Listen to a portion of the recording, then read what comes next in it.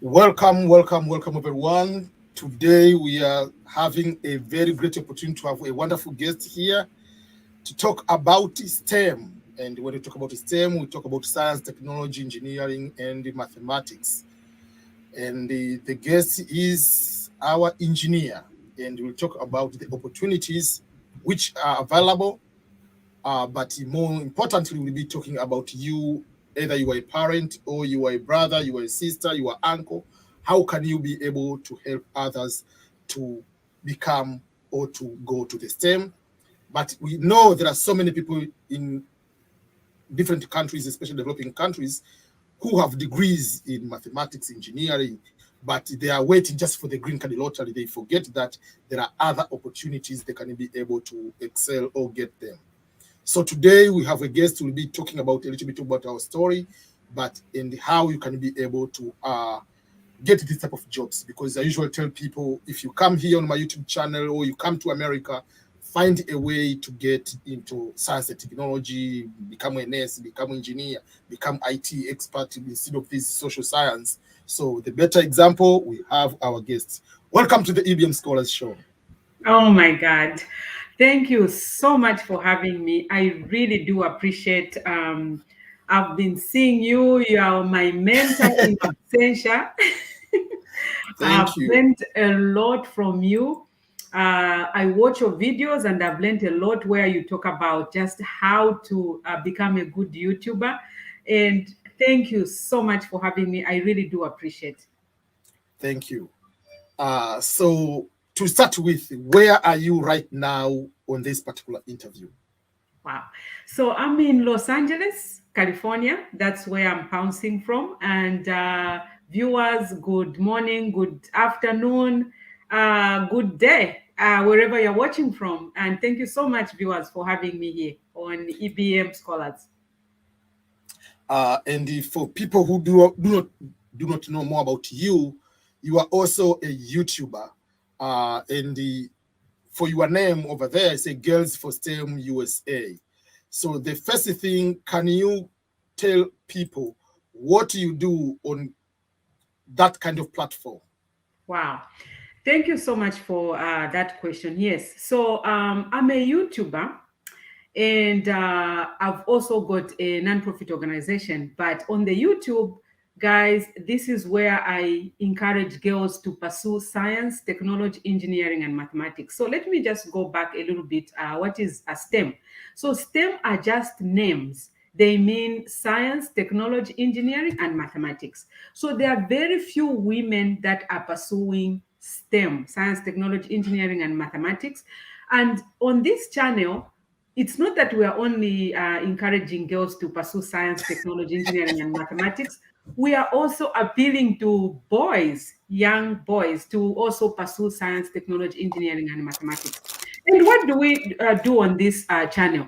So, on this channel, guys, we are trying to educate the whole world to say that girls can pursue science, technology, engineering, and mathematics, and also to showcase them how can they pursue this career, and also to educate parents and guardians, whoever is taking care of our children, that they can pursue STEM, because we believe mothers, guardians, educators, the industry have a greater impact in encouraging girls to pursue science, technology, engineering, and mathematics. And we reach out to kids in school community, providing awareness involving, the parents and also the industry and the companies. We also want to start providing scholarships, guys, for STEM. These are some of the resources, and not only showing you other people who are providing these scholarships, but also we want to start providing these scholarships, and also to provide continuous mentorship, because you need to understand, how do I, a mother could be asking, how can I encourage my daughter, my son, to pursue science, technology, and engineering and mathematics?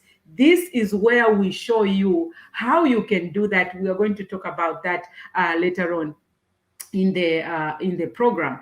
So yes, this is what we do on this channel. So including boys, guys, for example, myself, I was mentored by men for me to become an engineer. So we are not letting you boys, you're also part of this.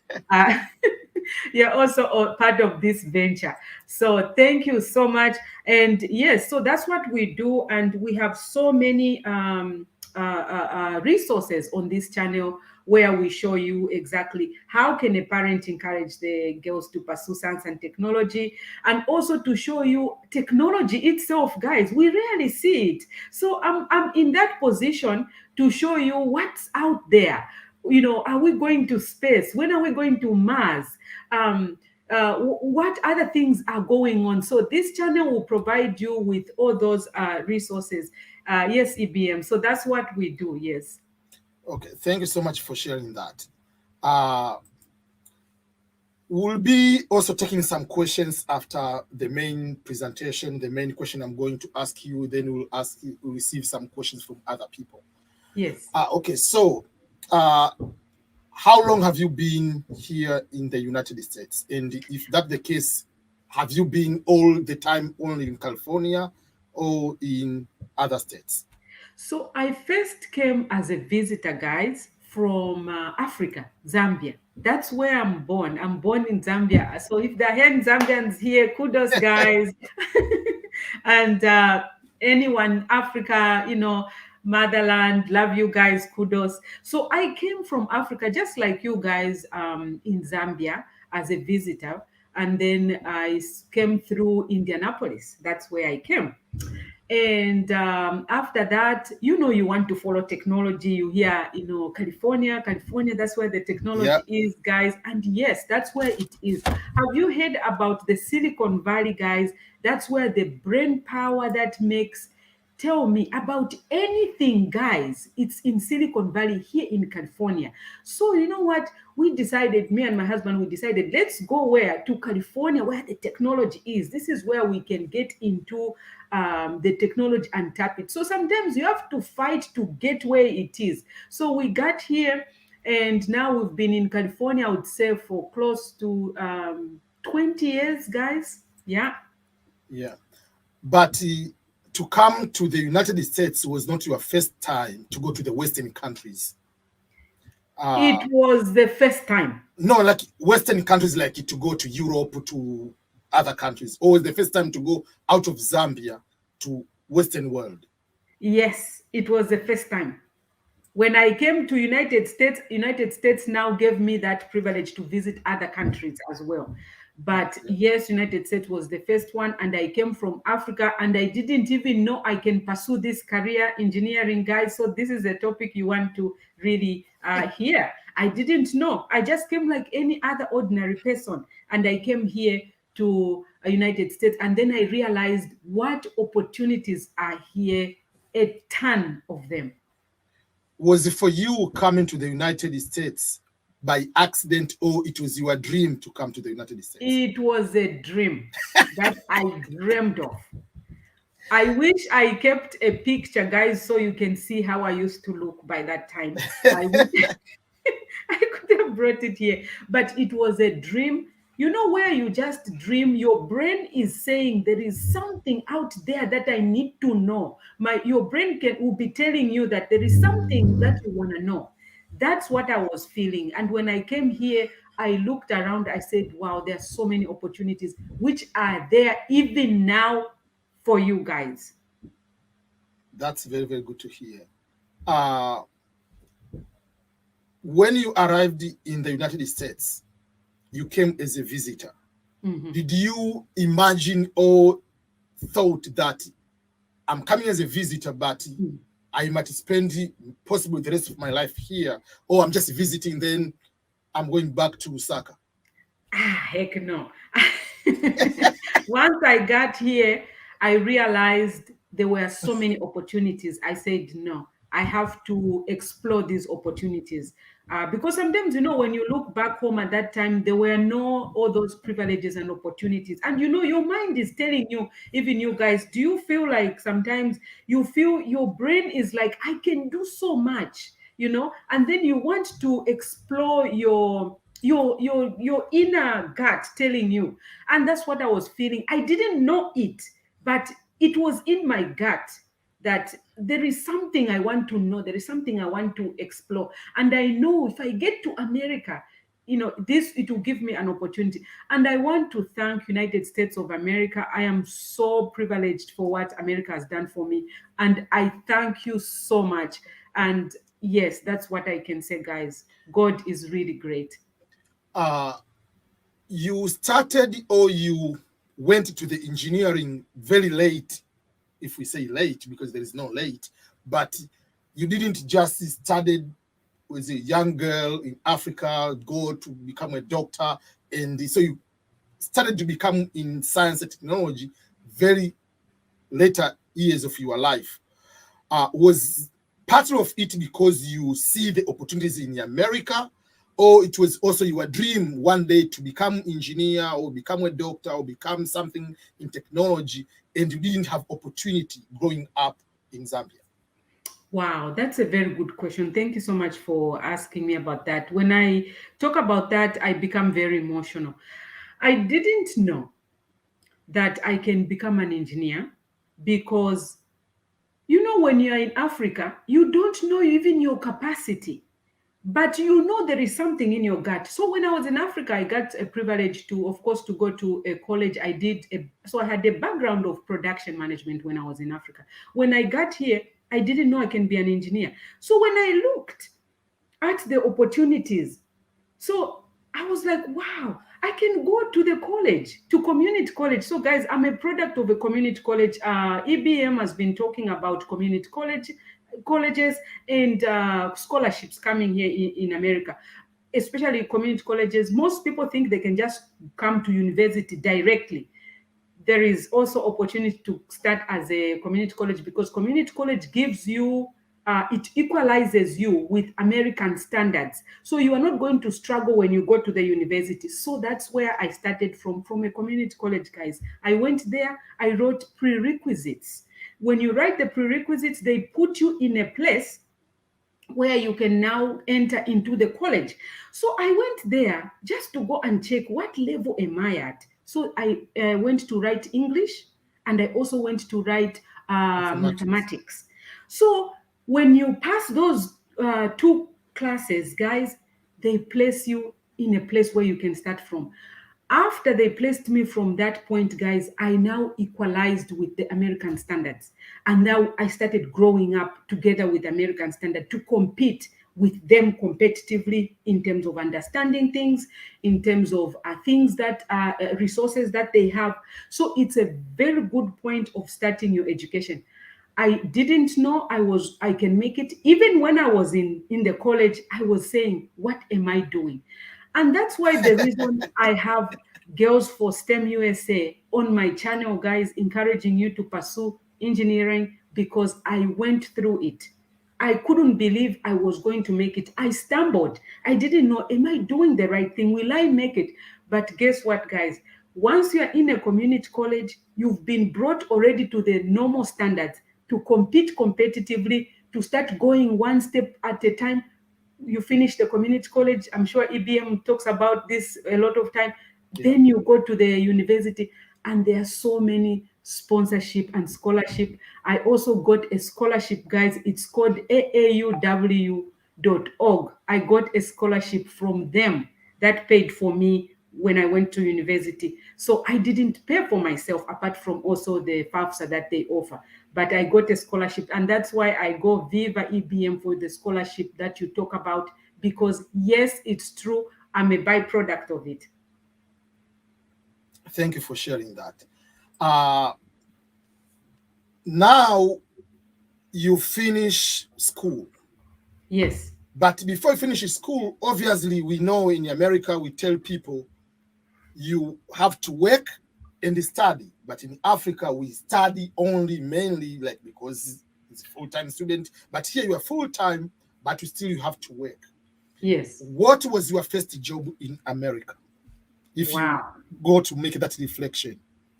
So my first job, I come in America because I have a little bit of education. You know, you're coming from Africa with all that ignorance. Okay. You're coming to be a So I'm manager. not ashamed, guys. I'm not ashamed. So I came with that ignorance from Africa, and then people are saying you can do this, you can do this, you can do it. So I'm looking at the options. Then I said, me, I don't want to do anything. I want to work in the office with them. I want to work in Yeah. the office with them. So that's what was my target. So I started looking for a job in the office. Guys, I got it as a billing, and data entry. That's what I started working as a data entry, entering data for a laboratory for the insurance. I was entering. So I'm just looking. I worked there, guys, for about 10 years. And you remember I come about here, just above teenager in the 25, 27, somewhere there. That's when I'm coming. And then I work for 10 years in that billing place. And there are these opportunities. Then one day I just woke up. I said, why am I getting this $8 an hour every day? $8.15. When they increased, it went to $12. And here in America, you can have a car, you can have meal on the table. I am having a good life, but not the one that I know I can have. So I look around, I see there are opportunities. I'm like, these are opportunities. Why am I just here doing this job? Guys, that's when I decided to go to the community college to go and write the prerequisite, and then I got into school. So now I get into the university, guys. So whilst I'm at the university, I'm going to share something also, because I just don't want to pass it as a foreigner or a student from another country. Involve yourself in voluntary work. EBM talks about voluntary work a lot. And I saw the video that he produced recently about volunteering. That's really excellent. Guys, you need to make sure you watch it. So I volunteered at school doing research. It doesn't matter what that professor is doing. So I started working. Why did I do that? I'm a foreigner in this country. They need to trust me that I can work when I become an engineer. So I had to start interning at school. It's more like internship, but I'm working with the professor, helping in the lab, cleaning in the lab, preparing samples for the students before they come, just doing a lot of things. I'm learning how they prepare samples, how they are doing chemistry, things like that. So that built my resume. It's building my resume. It's building my resume. So, and then we get into research. I get now into research. Now they accept me into research. Now I even start doing research later on, because there was a program that was offering that. So I even published a paper later on. You can check it. If you go on Google, you just type in my name, Kirsten Malama, you will see there's a paper that I produced afterwards. But let me go back, because I went forward. So during that time, I'm building my resume. I start mentoring kids to help them when they come to the university, how they can look for resources around. I'm being useful, guys. I'm building my resume. So by the time I'm finishing my engineering, guys, I am not blank. And if you go on my YouTube, I talk about this. I tell everyone, please go. You don't have to get paid. Get to there's a one that I talk about, internship. Make sure you look for a professor that you can help to help in the lab. Help him. These professors, some of them, they work, guys. They do other stuff. So you want to approach a professor and help, ask if you can do any internship with him, helping, even if you're not getting paid. So by the time I'm finishing my school, I have a good resume. So just before I finish my school, guys, I started applying for internship. When I applied for internship, guys, guess what? Right away, I was taken to work for a company that makes valves for the control engine system for the plane. The plane has valves. Yes, for the control unit, the computer on the where the cockpit. So they make valves. That company. So I was right away employed, and that was I would say, my first job.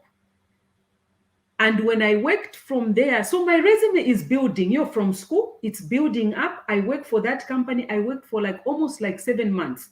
That is loaded to get me into another work.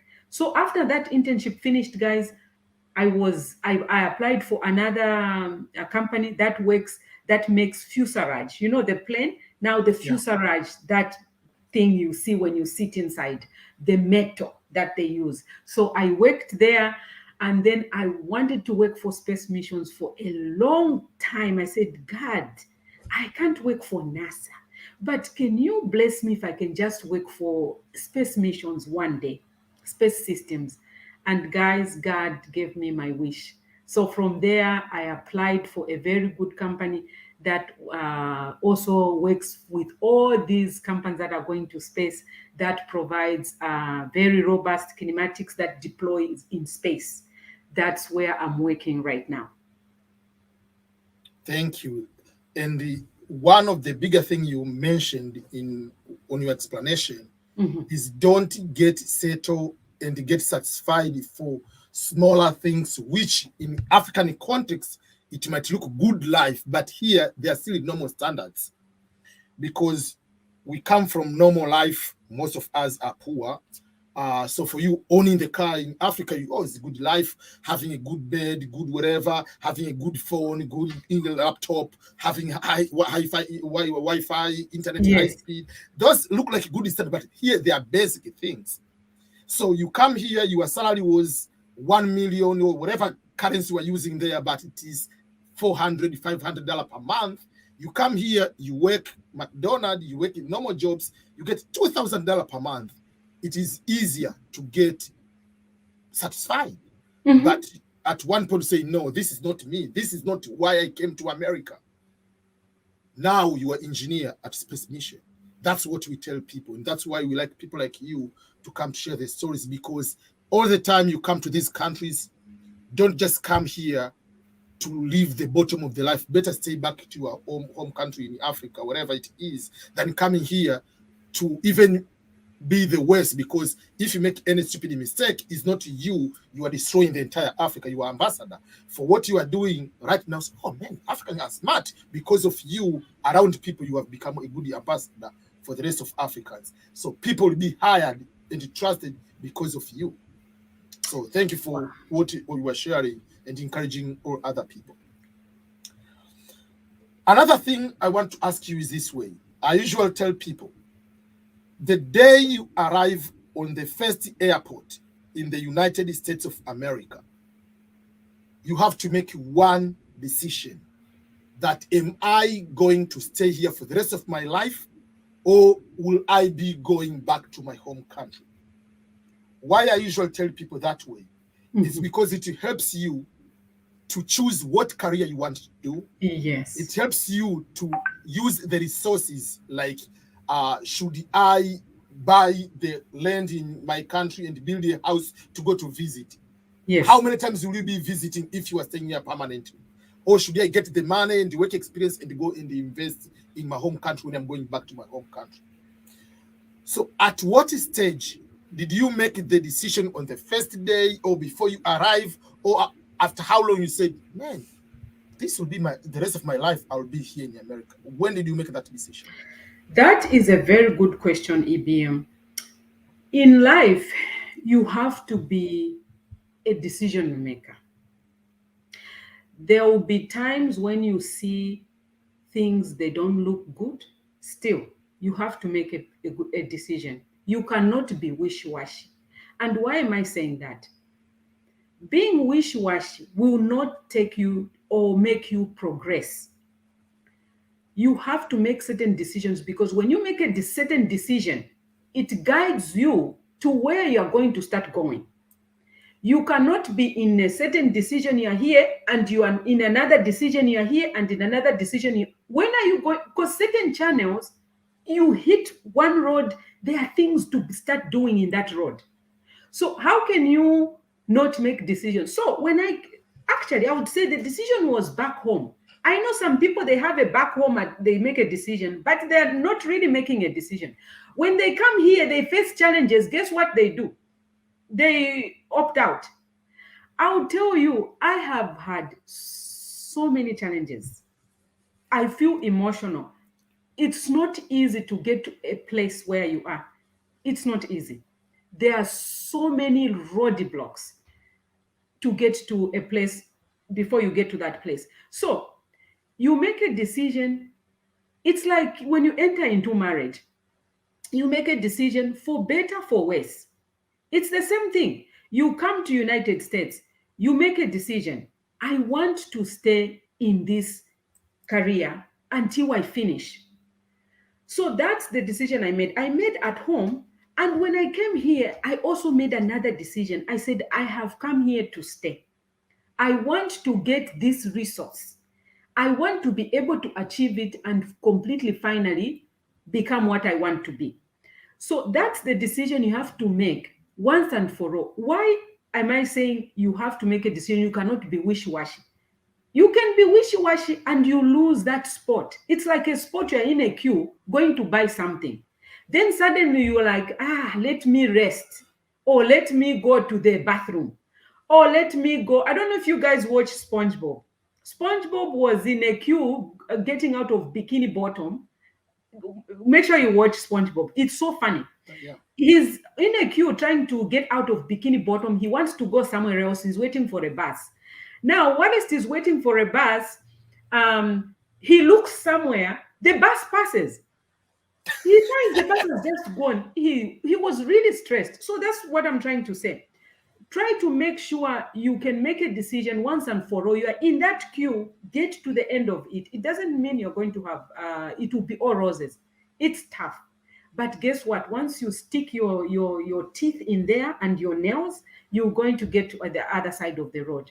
So I made decisions and I made the same decision and I made the same decision. And even today, I'm still making the same decision. And that's why I would like to say, being not to be wishy-washy, but once you make a decision, you stick to it, because in that decision there will be other decisions that you have to make. So if you are wishy-washy, how can you advance, or how can you get to the other side of the road? It's very difficult.